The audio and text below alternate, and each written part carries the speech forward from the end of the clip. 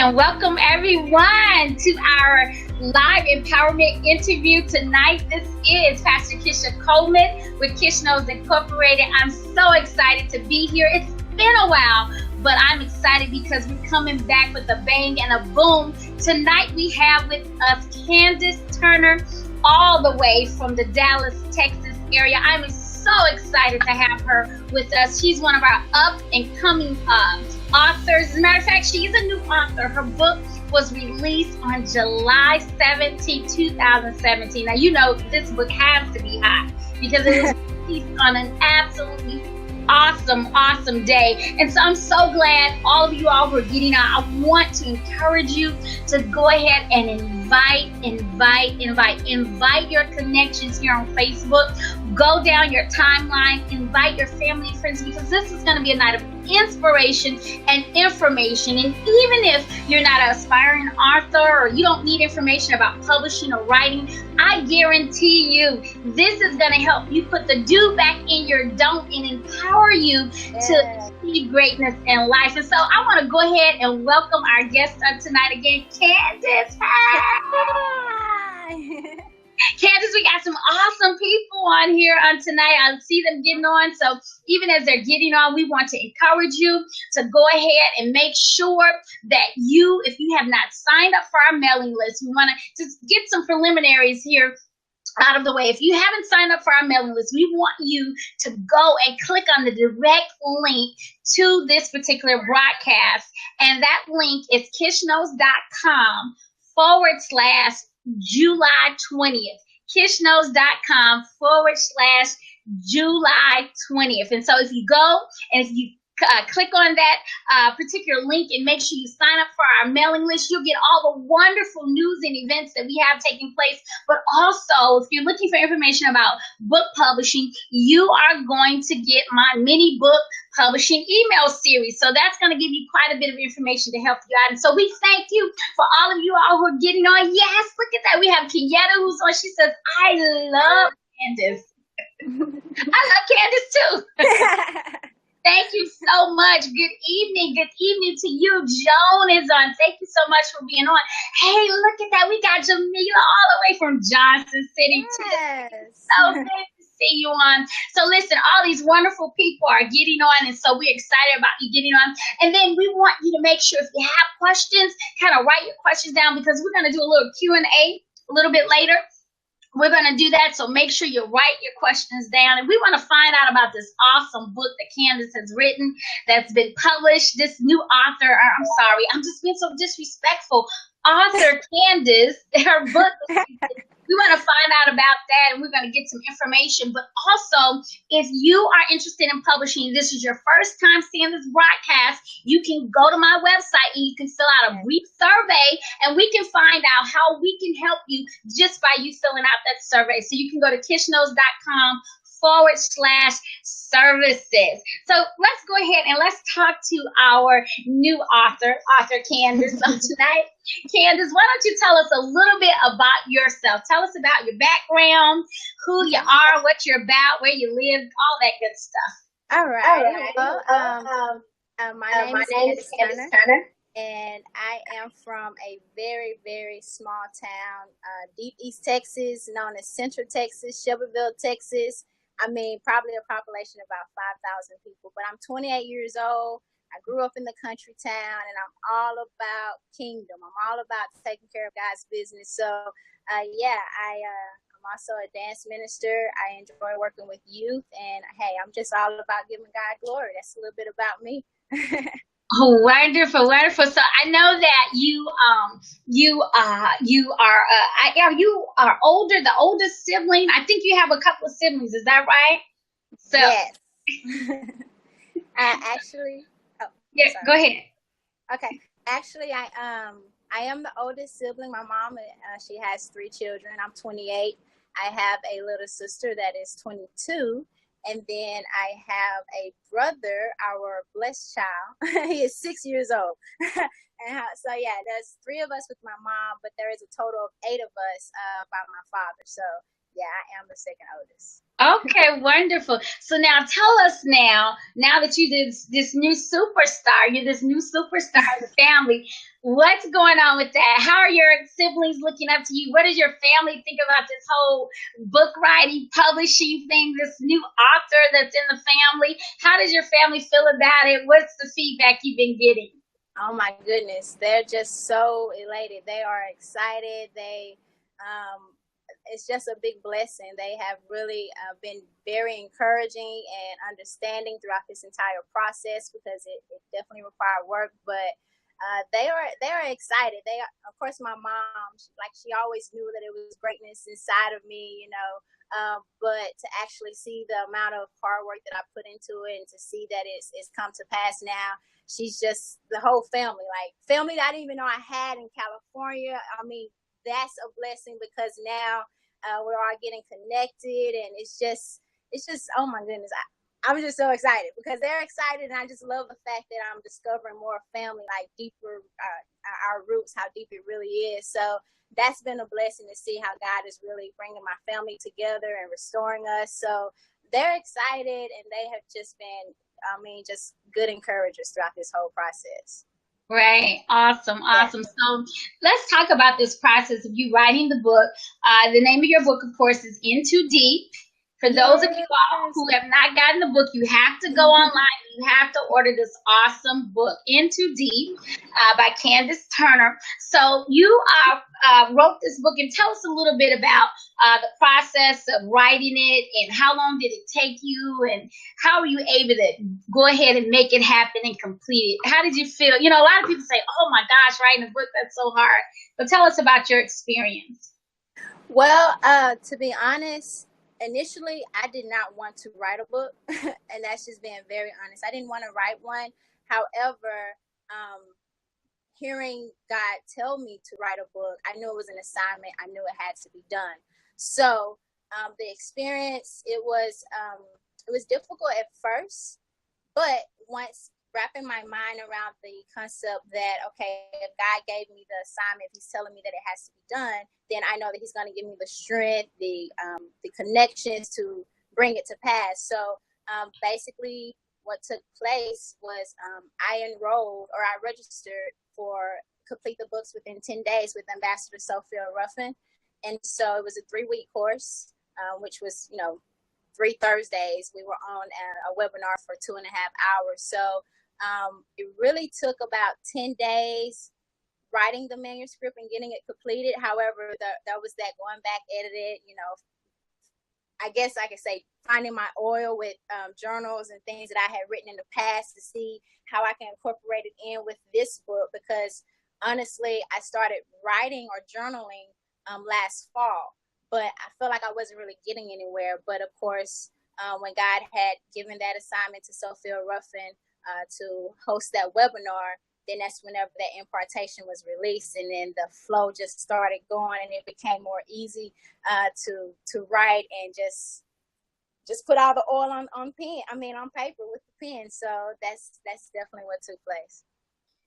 Right. So I think one of the things I have noticed, even with the people who have attended to complete the book workshop, and people in the past who've attended some of the workshops that I've done on writing, is that when you have that coach or that person that's there that's motivating you, that really helps bring what's on the inside of you out. And so you wrote the book in 10 days. And so then what was your next step? What was the next part of the process that kept you going and kept you moving forward? Because a lot of people, they may get something down on paper, but then they stop there because they think, well, it's not good enough, or what do I do next? Or how do I kind of put all these things together and formulate this into something that someone is going to want to buy? So tell us a little bit about what happened next during the process.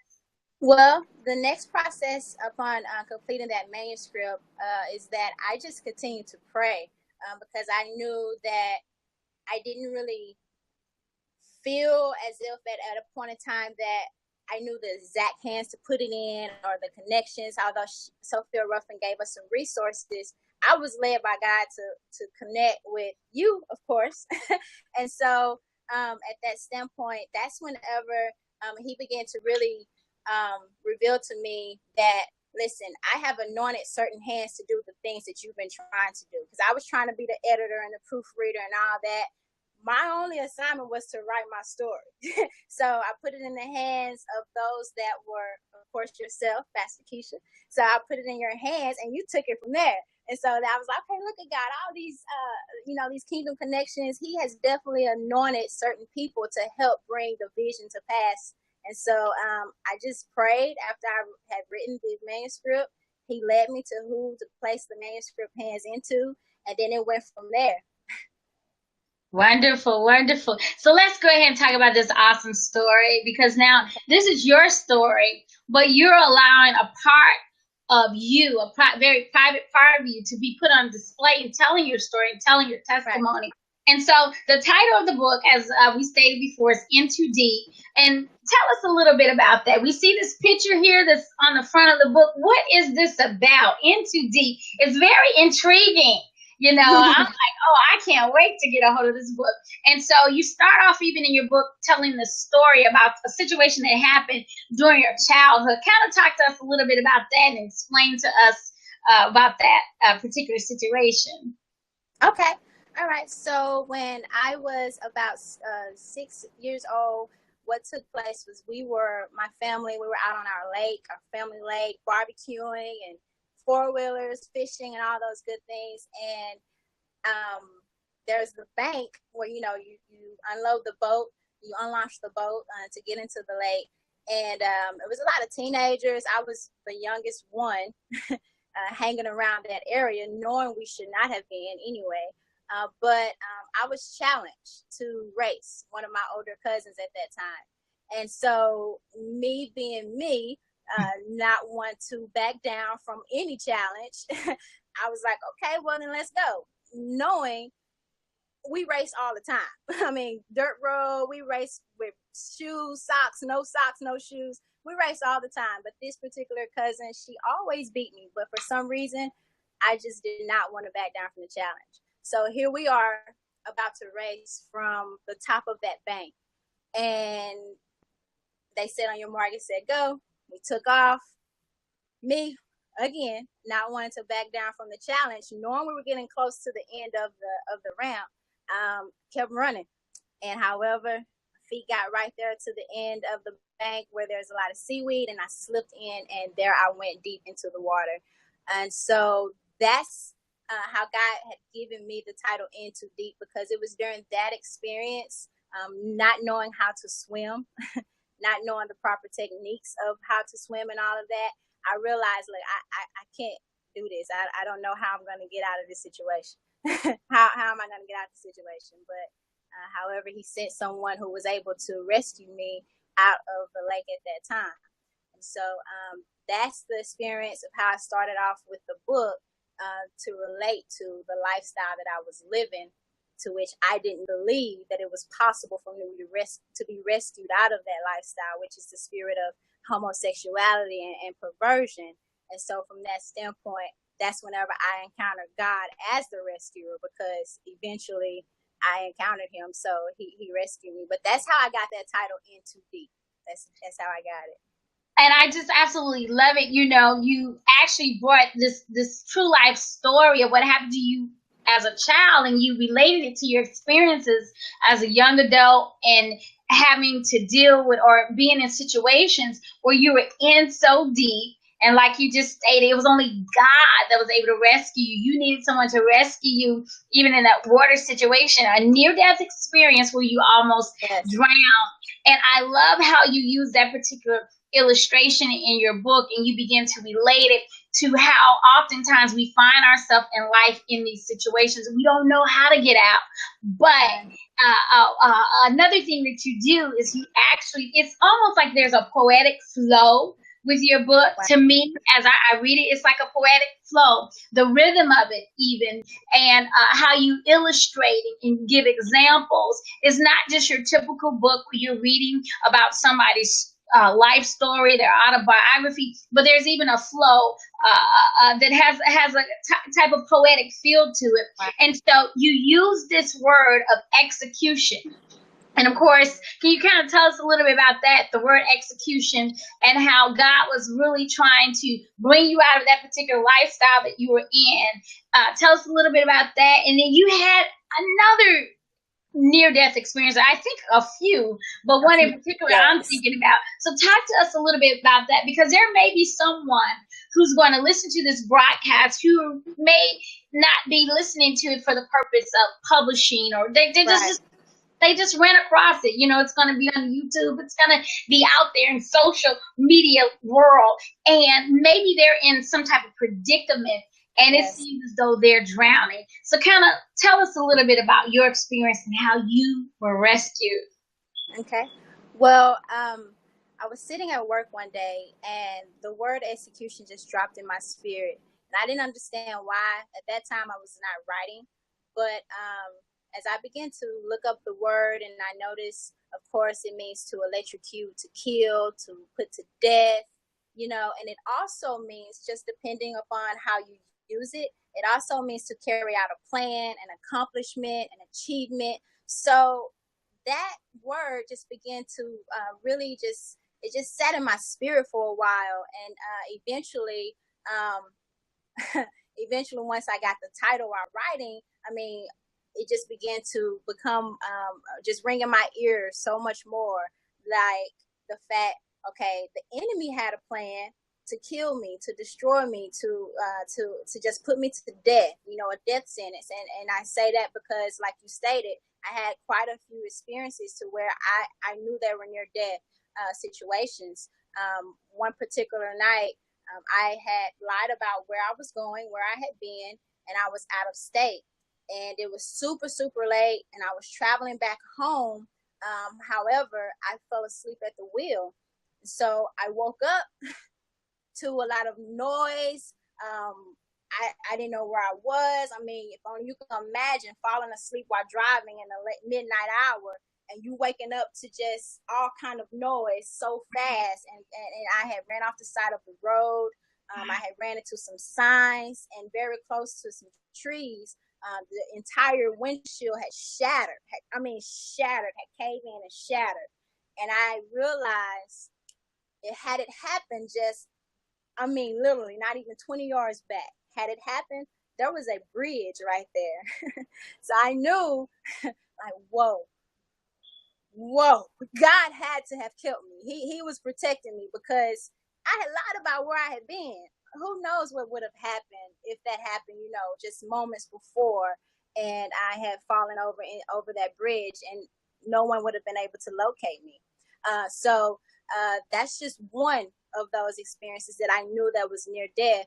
And again, the enemy had a plan to kill, to destroy, because he knew that God's plan, you know, for my life is for me to reach the destiny, the purpose that he created me for. So that word execute that I was able to use into the book is under the circumstance that we always know that the enemy wants to kill, steal, and destroy. He wants to execute. He wants to annihilate. He wants to destroy your life, our life. However, no matter what his plans are, he cannot abort the plans of God, because God's plan is for us to reach our destiny, you know. So that's how I was able to use that word execute, and just being mindful of the fact that every single day we have to execute the plan of the enemy. We have to eradicate. We have to annihilate him. You know, we have to bind and destroy, cast everything down that the enemy, all those lies that he tries to feed to us. And in the same token, enduring the execution of God's plan. You know, we have to be strengthened. We have to persevere. We have to know that that being steadfast and immovable is not being done in vain, and that we shall accomplish the plan of God every day. So that's how I got that word execute. Oh, so eloquently put. That is awesome. That's awesome. And so now, what the devil, I believe, that the enemy meant for harm, God has flipped that thing, and he's making it, he's turning around for your good. And so you are in a dance ministry, and God is using you in the ministry of dance. This is something you were doing before, even in the midst of your mess, even in the midst of your drowning season of being caught up in that lifestyle of perversion, in that lifestyle of homosexuality. You were in a dance ministry. But let's talk a little bit about the deliverance process, and tell us a little bit about what do you feel as people are reading your book? What is it that they're going to be able to take away and utilize for their lives as far as being able to break the powers of any type of darkness that's trying to hold them back? Kind of minister to us a little bit about that. And even your ministry on dance, if you want to kind of talk to us a little bit about that as well. I like to kind of segue into that too. Okay. All right. Well, what I would love for anyone to take away, everyone to take away, is the fact that God is real. Of course, God is real. No matter what the situation is, no matter the addiction, the strongholds, God is real. And trying God, I mean, truly submitting unto him, surrendering, allowing him to have his way. I mean, there is absolutely nothing that is impossible for him. So I definitely want anyone who comes across this broadcast or read the book, just a glimpse of my journey, to know that God is real by trying him. I mean, truly trying him and trusting him through the process, because that was my issue at first. I didn't trust him. So I kept slipping. I kept dipping, as I say. I just continued to drown because I wasn't really trusting him to deliver me, to save me, to rescue me. And the reason why is because I had not fully, I had not fully grasped around the fact that I needed to build on that relationship with him. I just expected him to just do something all in one night. And because it wasn't happening all in one night, I just could not have that trust in him.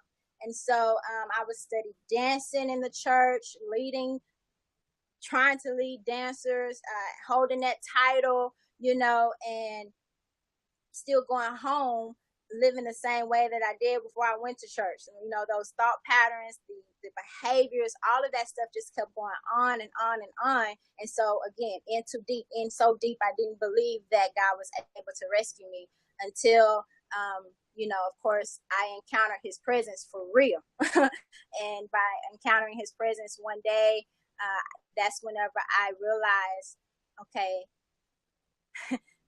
God he's real, because I've never felt what I'm feeling right now. And I just felt like I was being lifted.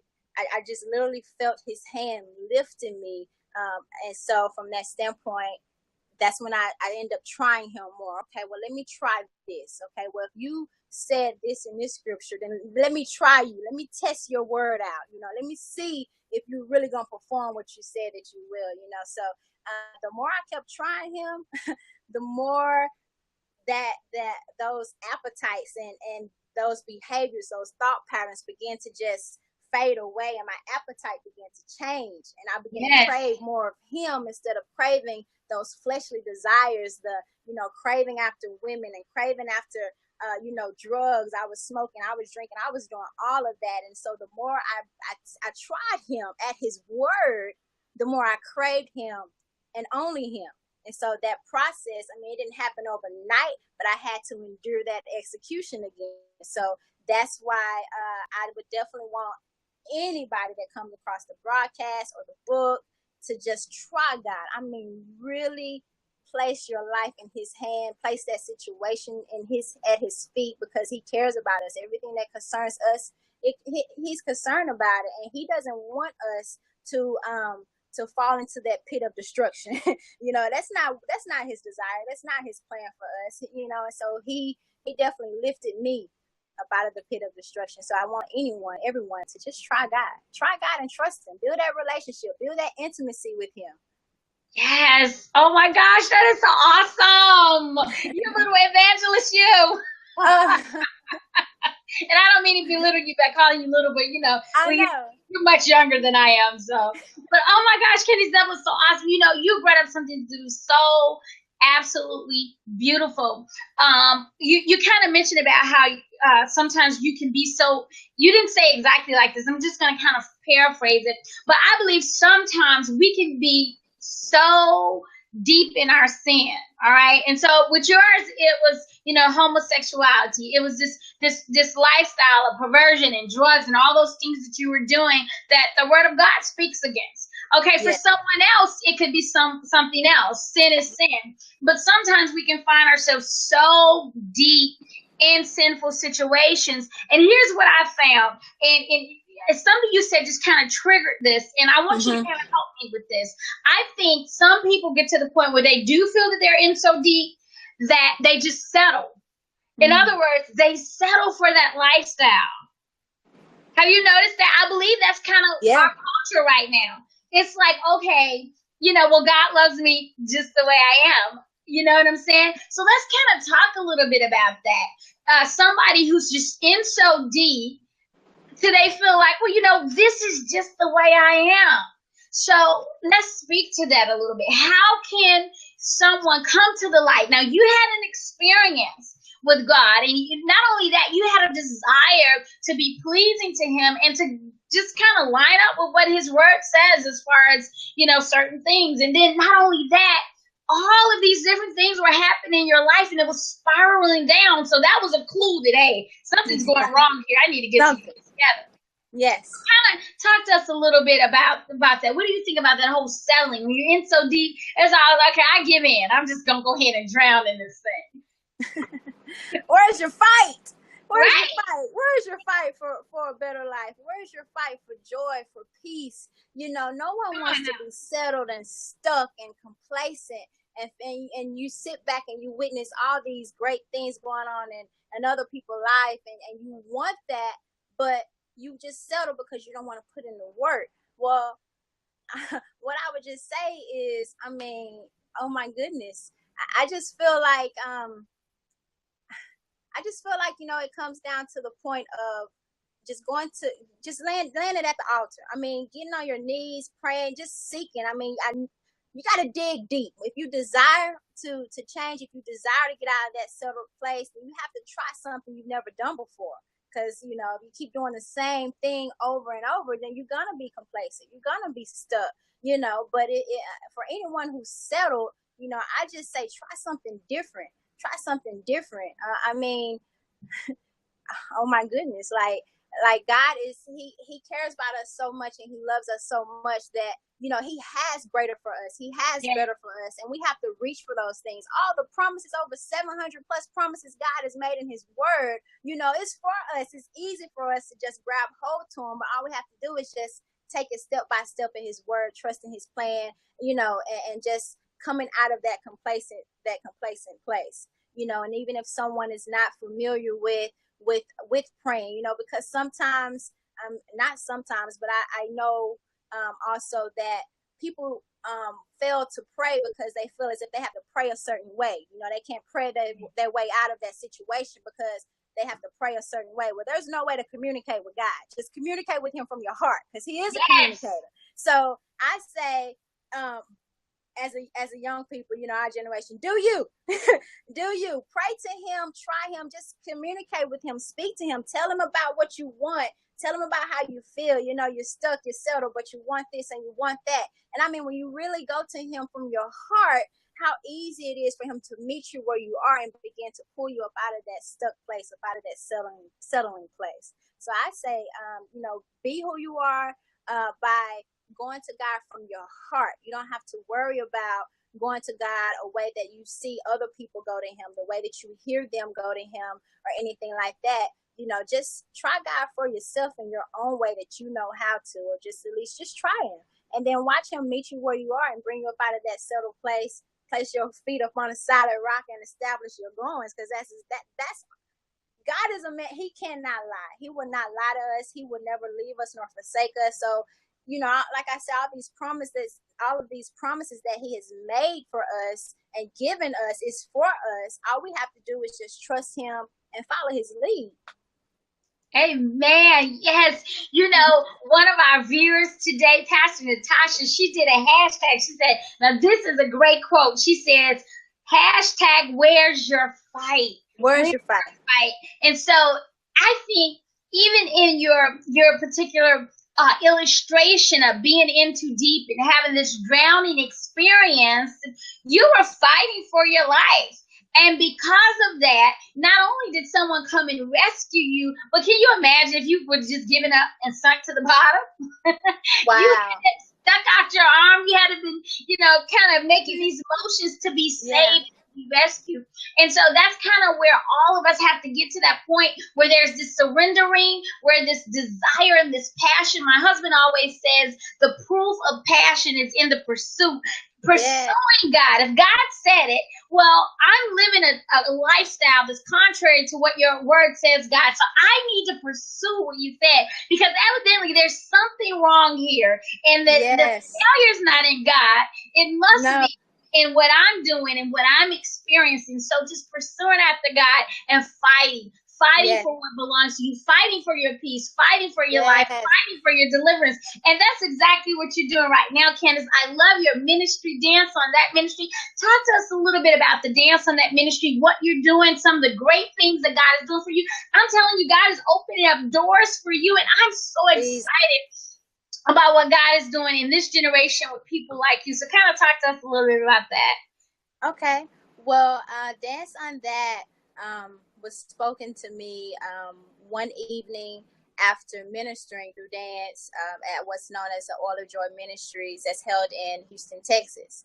And it was spoken over my life at a time where the enemy was still, as always, he was still trying to feed into my spirit that because I once was dancing and ministering while living that homosexual lifestyle, the enemy was trying to feed in my mind that, well, you're really not going to reach anyone else's soul because you've already done all this damage to others while you were, living as a homosexual. And so when God spoke those words over my life saying, dance on that, I knew that was a fighting command to dance on that, whatever that may be, whatever that lifestyle may stand for, that stronghold, that, so to speak. So dance on that is a ministry to which God allows me to minister to young children of all ages and even young adults. The purpose of the dance, not just the purpose of the dance, but deeper than that, understanding that they are servants of the Most High God and how to live out a holy lifestyle, no matter what they're doing, no matter what many gifts or talents that they have. But dance on that, because the enemy, of course, will try to execute and to demolish their purposes and destroy everything that they try to achieve towards. But dance on that is a ministry where we teach a prayer life, the importance of ministry outside of being in front of the church on Sunday mornings, outside of being on the praise dance practice or choir rehearsal or whatever it may be. It's a ministry. It's a lifestyle. Ministry is a lifestyle. It's not a performance. It doesn't come with, oh, I'm a dance minister because I'm dancing on Sundays. No, you are an intercessor. You need to pray all day, every day without ceasing. And you need to build a relationship with God. You need to minister with people that you meet in the store, you're on the side of the street or whatever. You are a minister, and that's a lifestyle. So dance on that is that ministry where we really teach the youth, and like I said, the young adults also, the purpose of, their life, the purpose of their life, not just being dancers, but living out that holy lifestyle as a minister. Wow. Awesome sauce, as they would say. And so I'm even reminded of the scripture about how we're going to tread upon serpents. It's almost like you are bruising his head every time you dance. Because not only are you dancing in the natural, but in the spirit, you're gaining ground and you're taking back ground that the enemy has stolen. So you're here and there and everywhere. Tell us about some of your ministry engagements, about the many doors that have been opened for you. And I believe now, even as a new author, even more doors are open. So kind of talk to us a little bit about what's going on with all that. My God. It seems like, or not seems like, but I could definitely tell you that already this year, as far as engagements, have already doubled, nearly tripled just last year. God is really opening up so many doors, and I know that that's because of remaining humble, and understanding that whatever assignment that He placed before me, and as He leads me to do so, just maintaining that spirit of humility. And so now, my calendar is really getting full. Not saying I've definitely accepted every engagement, but, you know, want to take to the Father to pray about, okay, God, you know, lead me here, how, you know, and so that he can confirm that to me. But some of the engagements have opened up, like speaking engagements as well. And not only that, but I will be in Chicago September the 14th through the 16th with Ambassador Sophia Ruffin for the Comeback Kid Conference. All right, So maintaining that fight, because I mean, when you've been bruised and beat up and I guess bullied around for so long, and then whenever God just shows you how he has brought you to that overcoming place, you know, you triumph. It's like you just have this fight in you to where, you know, because of your personal life, you know how tough it was, and you know the enemy ain't gonna fight fair. So with that kingdom mindset, every time that God allows me to minister, I'm understanding that his people are battling, because the enemy is trying to destroy all of our lives. So I don't take it lightly when it comes to ministering before God and destroying every yoke of bondage, you know, and fighting down, casting down all these demonic realms and spirits and plans and everything. So when it comes to ministering, of course, it's like, God, I'm doing all this before you. And it's his spirit that rises up within me anyway. So it's not Candice ministering, it's just me as his instrument, as his servant, as his willing vessel. So it's all of his anointing that's going forth and destroying, you know, the bondages and everything. So yeah, I don't take it lightly, Pastor Coleman, when it comes to ministering. I just don't. Awesome. I'm loving it. Listen, I want to prepare the audience to come forth with some of your questions, and we want to get ready for a Q&A part of our interview on tonight. But I want you also to tell us, what do you think was the most challenging part in the publishing process, and how did you overcome it? Kind of think about that a little bit and tell us what you think that was. And then I want the audience to be ready and go ahead and put your questions up. We want to answer some of your questions as it relates to being empowered to write, to author, to publish. But also, if you are, in fact, in a situation and you feel as though you're drowning, you can't see your way out, I believe we have answers for you for that tonight as well. So what do you think about the most challenging part of the whole publishing process, Candice? I believe the most challenging part with the whole publishing process was definitely managing my time.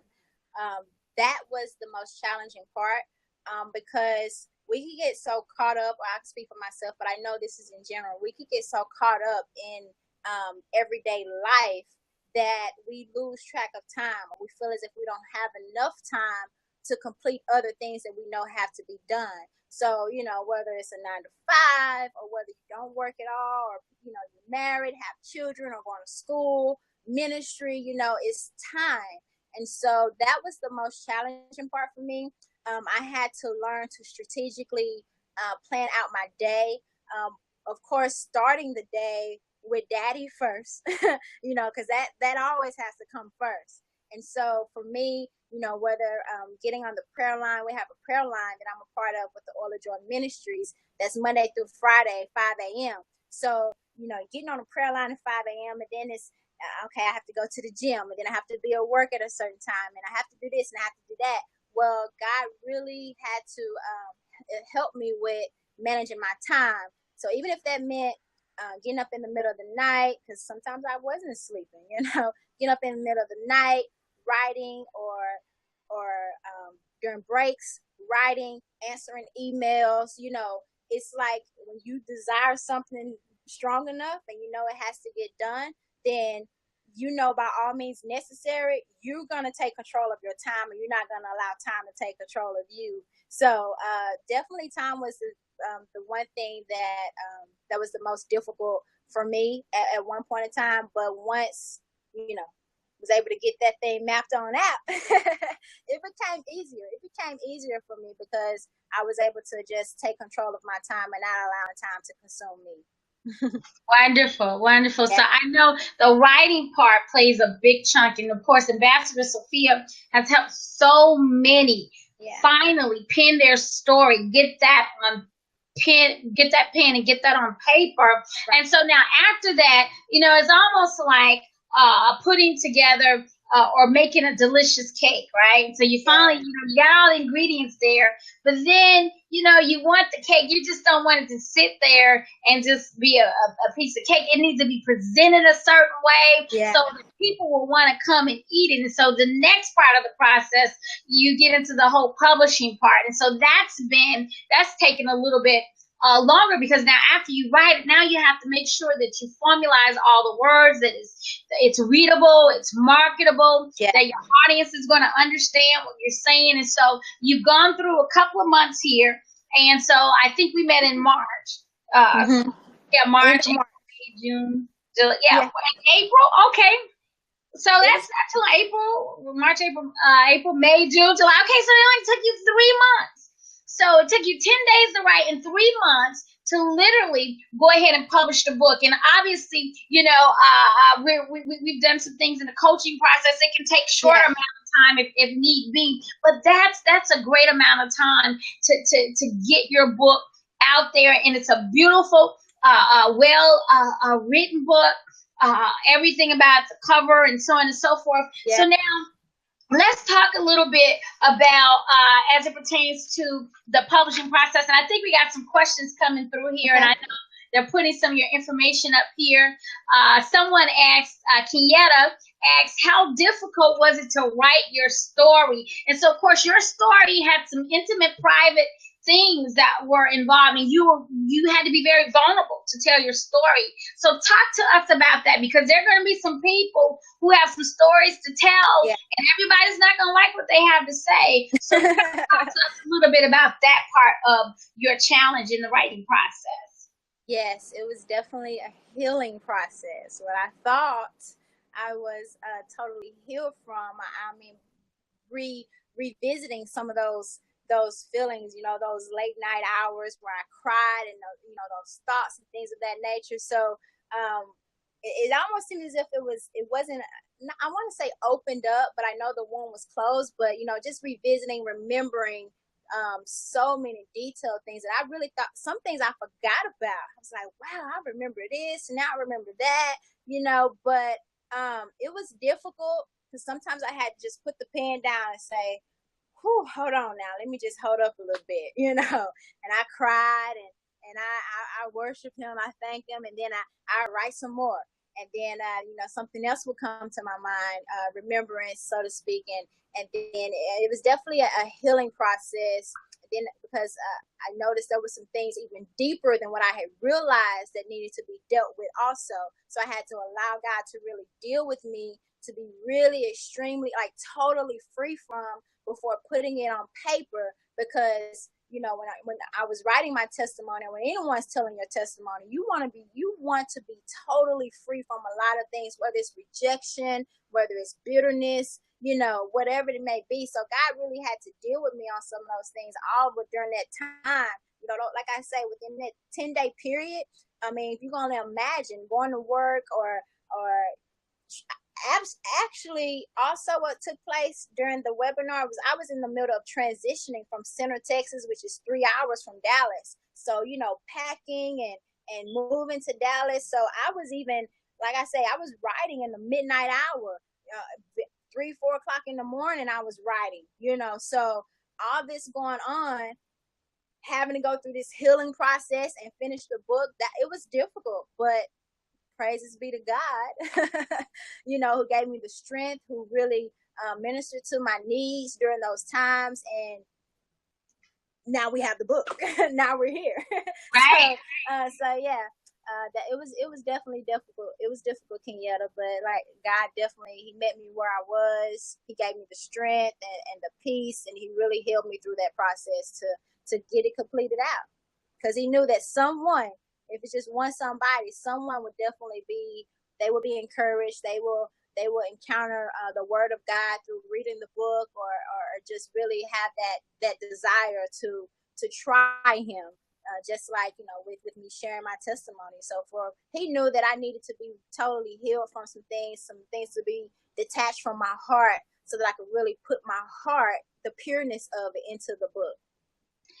That is so good what you said.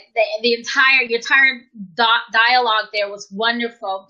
And one of the things you said, you talked about how as you were writing, there were some things you had forgotten about that came, they came up.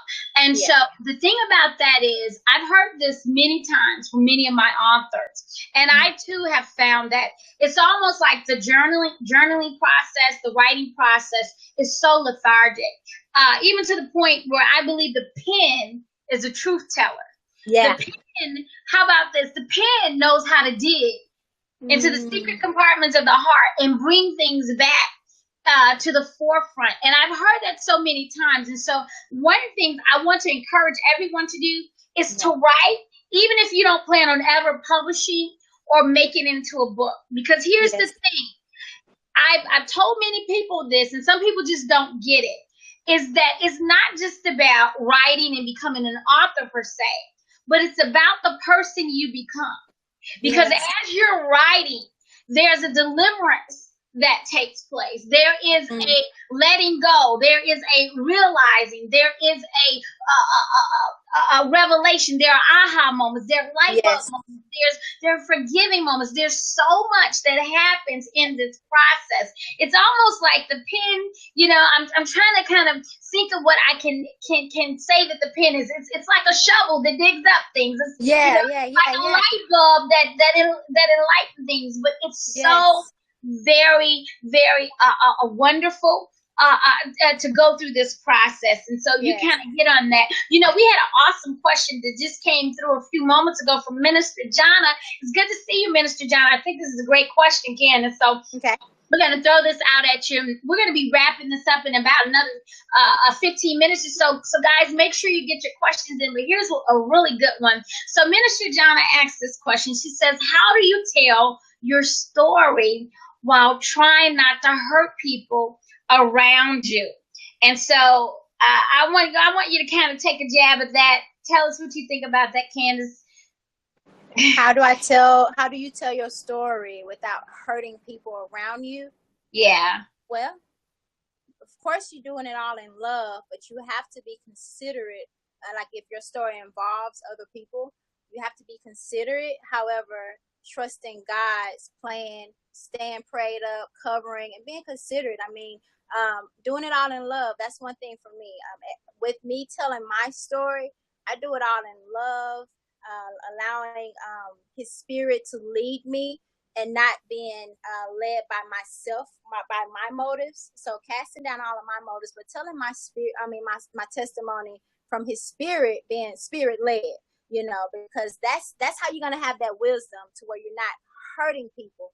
But even in that aspect, I just say, just know that you have to tell your testimony, first of all, because we overcome by the blood of the Lamb and the word of our testimony. So you have to tell it, but just be Spirit-led. Be Spirit-led and doing it all in love and trusting God's plan, even without hurting someone. Just know that, well, if it's going to convict them in their heart or something, that God has them right where He needs them, and He's going to deal with them. He's going to heal them. He's going to help them too. So I say do it all by being Spirit-led and in love.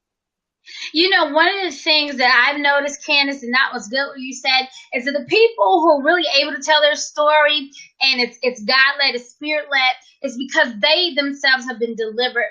And that's why the whole writing process, it's for you first.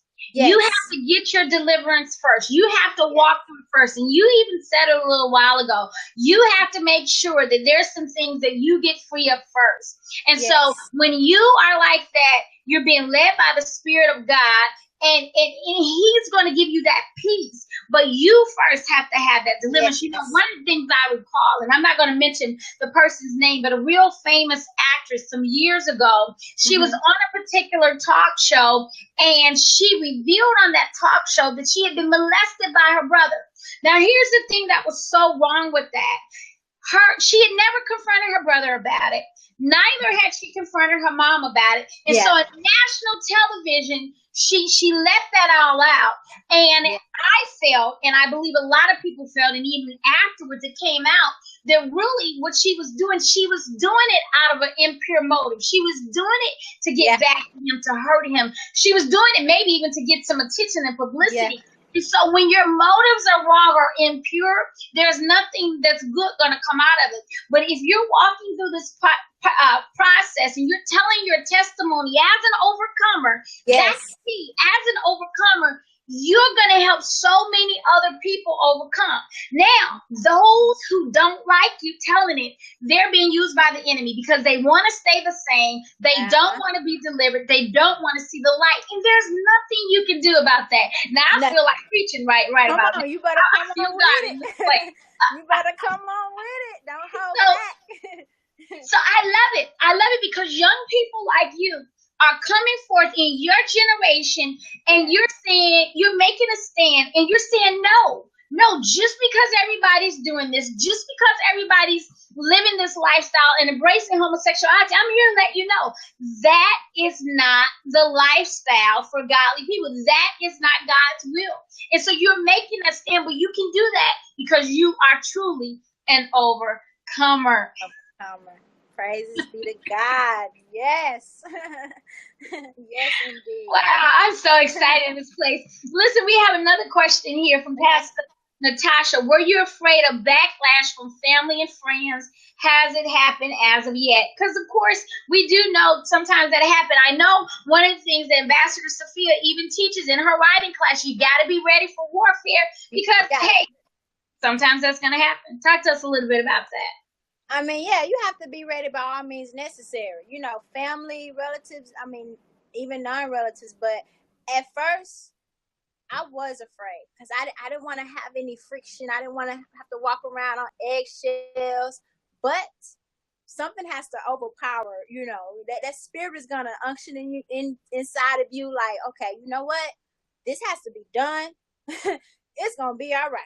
You're just going to keep warring. You're going to continue to bind, command your morning, take control over the atmospheres, you know, and you're just going to have to do this. You can't be a punk. I know, like, what's her name? Oh my goodness, I just kind of went blank. She says, no punk prayers. You may know who I'm talking about. McNair? Is that her name? Oh, Timothy McNair. Yes. She said, no punk prayers. No punk prayers. So you have to be ready for war, and you have to know that while you're warring, God got you covered. He got you covered. He has your family covered. And it's gonna be all right because there has to be deliverance. There has to be healing. There has to be restoration. You know, and God, He's a deliverer. He is a restorer. He's a healer. He's all that and then some. So you have to war. You have to be ready. You can't be timid and afraid. You know, because first of all, He has not even given us a spirit of fear. So, you know, so just be ready for war and just know that it's going to be all right. It's going to be fine. It's going to be better than all right. It's going to be better than what it was before you even start writing your book and telling your testimony anyway. So that's why you have to do it. Yes, absolutely. I absolutely agree. I absolutely agree. And so now, Candice, so there are people out there now who are going to want to go ahead and move forward with the writing process. Some are going to do it just for themselves, just because they need to put it down on paper. They need to get these feelings, these experiences, these stories out, and they need to put them on paper. And then there are going to be some who want to go through the publishing process and not just stop at the writing, but go ahead and publish their book. So tell us about how your experience has been publishing your book through Kitchener's Incorporated. How has that truthfully been for you? And your investment. There are some people who are going to say, well, I don't have the money. And there are a lot of people who go different routes for whatever reasons. And so, of course, you get what you pay for. But talk to us a little bit about your experiences with us and how it's been for you. And even though your book is out, we're still not done. We're still working with you on some things and moving forward because we want to see you to be a success, a godly success. God wants your story to platform you so that the world, so that your generation can see what you have to say because you have something to say. So go ahead, talk to us a little bit about that. The experience, the process has been amazing. It's been great. It's been very informative, professional. It's been really good. It's an awesome experience. I mean, I'm so grateful for your team, your work, everything that you guys have been doing and still doing, because it helps it easier for me. First of all, it's easier for me. It takes the load off of my mind of bearing how am I going to get this done, or what's the next step from here. When you're teamed up with the right people, those godly connections, it becomes easier, and it's just been really great. It's been amazing. Now, for those who feel as if they do not have the finances for it, I just have to be very honest and transparent with you guys. Is from the beginning, I knew that it was an assignment, and I knew it had to be done because God said that I was going to do it. So I knew initially it's going to be well, it's going to come to pass. Because when God speaks at his word, you have to trust him at his word and just know that it's going to happen. And so faith was the thing for me. I had to have faith in knowing that, trusting him and having faith. So from the beginning, whether I had the finances or not, I was not concerned about it, because God had already been speaking to me. He had already been showing me things in my dreams that, what was going to happen, of how the finances were going to be in my bank account, which it was in my bank account the first day, being able to do my first deposit. And I was like, look at God, who would have known? Only he would have known. So it came with faith. It came with trusting him and just knowing, if you want to go forth with that next step in publishing, you have to have faith. Don't doubt it happening, that it will not happen. Just have faith and know that, look, I'm going to get this done. and I'm going to get this done. So, yes, God will always make a way. That's right, Kisia. So having faith and just knowing that when you're putting it in the right hands, there's a whole team out there that will help it come to pass. So just have faith and trust, and just watch it work out. Absolutely. One of my mottos is definitely teamwork makes the dream work. You had Ambassador Sophia help you write the book, and then of course we came and we put the finishing touches with the whole publishing process, and even coaching you through as far as the platform, just even working you more in that direction. So now your calendar has already been doubled. Your calendar is doubled, you said, for the rest of the year. One of the things that I find, especially for people who are speakers or want to be speakers or want to be out there and go to venues and perform or minister as you are ministering in dance, is that even though you might accept these invitations and they're blessing you with an honorarium or a love gift, if you have your books at these venues, that almost doubles your, allow me to say, income. And the Bible says your gift will make room for you. And it also says that we overcome the enemy by the blood of the Lamb and the word of our testimony. And so there's an overcoming anointing. There's favor and finances that also come along with having a book. And so what I've found is people who are speakers or performers or ministers, when they have a book, book is like your ticket in the speaking world. It's your ticket in the entertainment world. It's your ticket in the world of people coming to see you for whatever it is that you're doing. And when you have a book, it doubles your income, literally. Yeah, it does. And so whatever investment, because it's an investment, it's not, a cost, it's an investment, it's going to reap a harvest. And so now you have this book, but I think I heard it through the grapevine, or was it you that told me that there are other books that are going to come? So talk to us a little bit about that. What do you see coming in the future? What are some things you want to write about? How does that look for you? Yeah, you heard it all right. Yes, ma'am. Indeed. God has been really pouring into me, ideas for additional books. I'm currently writing another one, book on godly connections, book on dance ministry, a book on, he's just giving so much. But yeah, he's giving me some ideas, and I'm writing them down. I'm like, okay, God, when we're gonna drop this one? When we're gonna drop that one? But it's really opened up so much, the creativity, and an interesting thing is, just last night I was having a conversation with one of my brothers about all these ideas God is giving us, and I remember that I was telling him, it's so easy for us to carry through with these ideas and these books and these being an entrepreneur and all this stuff is because we're seeking ye first the kingdom of God. And I remember when I didn't want to move to Dallas, but when I did, because God instructed me to do so I was being obedient and just following his will. I remember telling my mom over and over and over again, Mom, I'm not chasing paper. I'm chasing purpose. I'm chasing purpose. And ever since then, already, since I've only been here since February, the finances have already doubled what I was making last year. Like, it's so, I'm like, God, Wow. So, yeah. And like you said, your gift will make room for you, but it is all because of seeking ye first the kingdom of God, and that's because I'm seeking him. I'm chasing purpose. So, I mean, I'm grateful. It is a blessing. You're right. The book is a ticket. It is a ticket. However, understanding that purpose of it is for someone to be saved, someone to be delivered, to be inspired. So for those who are considering to write, and publishing all of those great things, just do it all out of the pureness and the purpose for the kingdom, not because of the finances or chasing the paper. As I say, chase purpose and not paper. And doing it all by seeking ye first the kingdom of God, and then all these things will be added. So I'm really living in the overflow right now. Yes.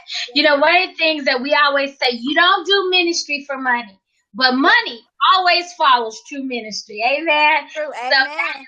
that's wonderful. So you're in that thing, you're in the ministry or making it happen. So now talk to us a little bit about how we can order your book. Give us your websites, how we can follow you on social media. Tell us about your upcoming events. We got our pen and paper. We're ready to write the stuff down because we want to make sure we stay connected with this greatness that's right before us. All righty. Yes. Well, my Facebook page is Candice J. Turner. You can follow me on Facebook. I also have, oh my goodness, Periscope. Oh my goodness, I kind of went blank on my Periscope name. Candice Turner. Yeah, it is Candice Turner, _Candice Turner. As far as ordering the book, you can view my landing page, which is CandiceTurner.com. Also, I'm still getting my website completed, but you could definitely go directly to CandiceTurner.com and click on Order Me, and it'll direct you to the PayPal link for now, and you can purchase the book from there. So please stay connected to me. I love connections. I'm all about kingdom connections, and I'm all about supporting those who are in the kingdom of God and inspiring those who want to be, living out their purpose for the glory of God. So I'm all about connections. So hey, connect with me. I want to connect with you. I want to support you. I want to invest. I'm all about kingdom. I'm just all about kingdom. So please connect with me. I love to connect with people. I love to connect with God's people and seeing your beautiful gifts and your uniqueness and giving you praises and encouraging and giving you momentum and all that good stuff. So let's connect. Let's connect. Yes. And so tell us how we can go and order your book, because it's available right now, right? So exactly where do we go and how do we order that? We want to know exactly what to do. Yeah, just go to CandiceTurner.com. And when you go to CandiceTurner.com on my landing page, just click on the order now, and it'll direct you to the PayPal link. So it'll come directly to me, and then I will be able to ship you your book. Yes, and you want to go ahead and get them now because pretty soon her first batch, her box came in, and she has her first order of books, and but that's going to sell out. That's going to sell out real soon, and she has all these engagements coming up, so you don't want to have to wait for your book. Go ahead and order it. Order right now, and I believe they're going to put that website up there. And so we're going to get ready and close out. I'm going to give you last few announcements. They're going to try and put up her website. We want to remind them of the website again. This is where you can go and buy into deep. Go ahead and purchase that. Make that investment, small investment in your life by hearing more of Candice's story and reading her book. It's going to be a blessing to you. Tell someone else about this. Like Candice said, these kingdom connections. Listen, I always tell people, don't wait till we blow up to try and support us. Come on now. Right now, God's hand is on this woman of God's life, and we want to do whatever we can to help promote what God is doing in her life and her testimony. And it's such an awesome testimony. Now, this video is going to go all over. There are about 20,000 people that are going to receive this video once it's done, and we're going to upload it to YouTube. And you never know what will happen. And so we want to be a blessing to her and support her as much as possible. But we already know that God, when he blows on something, it's all over. It's a wrap. And so I believe that God is blowing on her and blowing on her life. And even as we begin to close out today, We want you to connect with us. If you're interested in perhaps writing a book, you want to get some information about the publishing process, you can go and you can fill out a brief survey. You can go to kishknows.com/services, and you can fill out that brief survey there. Now, if you are interested in getting the publishing series and you found out about this particular video and broadcast, you just found out about us and our company, we want to make sure we know how you found out about us, and we want to give you our mini publishing series for free. You can go to kishknows.com/July 20th interview, July 20 interview, kishknows.com/July 20 interview, and just sign up there, and you're going to get some great information there as well. Listen, Candice, I appreciate your time on tonight. You're such a beautiful spirit. It has been a pleasure working with you. You have been nothing but accommodating. You've been just so, I think you told me recently, what was the word you said? I'm not hard to please, or you said something along those lines. Yeah, I'm easygoing. Like, oh my gosh, she's like so easygoing. I wish everybody was like that. And so it's just been such a pleasure, and I look forward to working with you on future projects, and we know that God is even going to bless and even going to add to you even as you move forward. So we appreciate everyone for being on tonight. Don't forget to make sure you share this with all your connections, and we'll be back again soon with one of our other authors who just published her book a couple of weeks ago. Had an awesome book launch. We'll be talking to her in our next interview, so make sure you stay tuned, that you've signed up for our mailing list, kishknows.com/July 20th interview, or kishknows.com/services to fill out the brief publishing survey. Now, until next time, we want to go ahead and we want to disconnect now, but we thank you again, Candice. You all have a beautiful, blessed evening, and may the Lord bless you and keep you. May the Lord make his face shine upon you. Go ahead and say bye, Candice. Thank you for tuning in and all the wonderful feedback. We appreciate you all. Kieta, we're looking forward to interviewing you real soon. That's our next authors, and so we're excited about her. In a couple of weeks, I'm sure we'll be on here interviewing her. May the Lord bless you and keep you. May the Lord make his face shine upon you and be gracious to you. May the Lord lift up his countenance upon you and give you peace. Be blessed, everybody. Be blessed. Thank you. Love you. Thank you. Love you all.